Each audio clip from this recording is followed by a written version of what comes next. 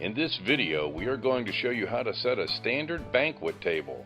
Ideally, at the beginning of each shift, banquet captain or manager should conduct a pre-shift meeting to identify assignments or duties, and you should be given a floor plan and/or table setting diagram.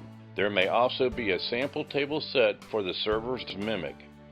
If there is no pre-shift meeting, be sure you are aware of your assignments before you begin working. When setting up a banquet hall, first determine where the front and back of the room are.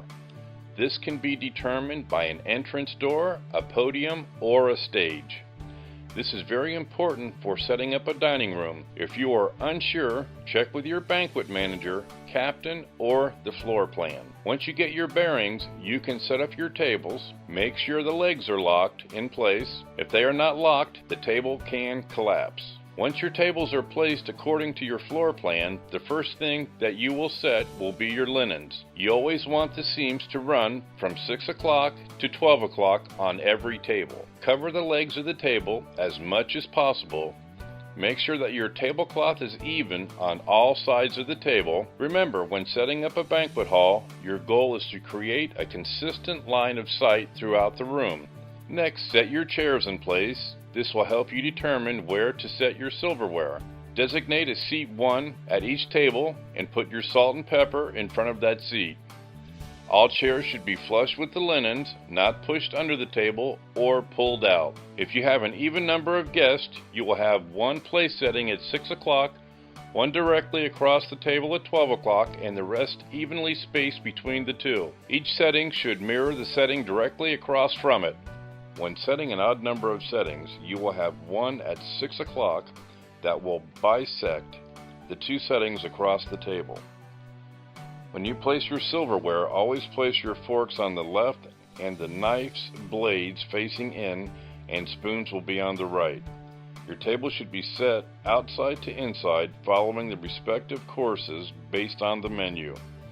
Silverware for the first course will be on the outside, and silver for the entree will be on the inside.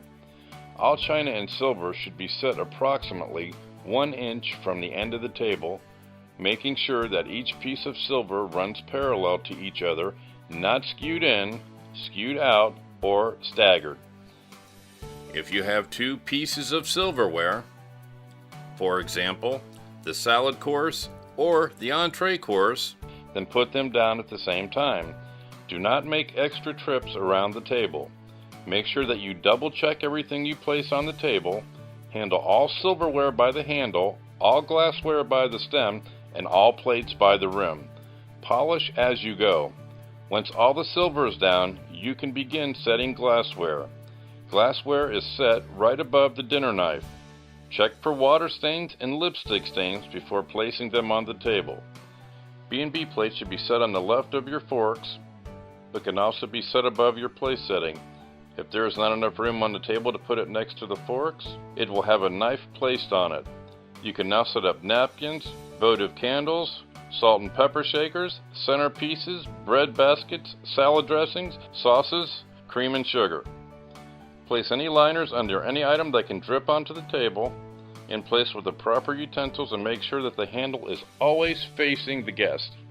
Napkins can be placed in a few different areas on the table depending on if you are pre-setting food or not. Make sure you know what fold you are using and where they will be placed. Be sure to set all tables exactly the same way. This convenient table lift is used to move tables in and around the banquet room according to the planogram.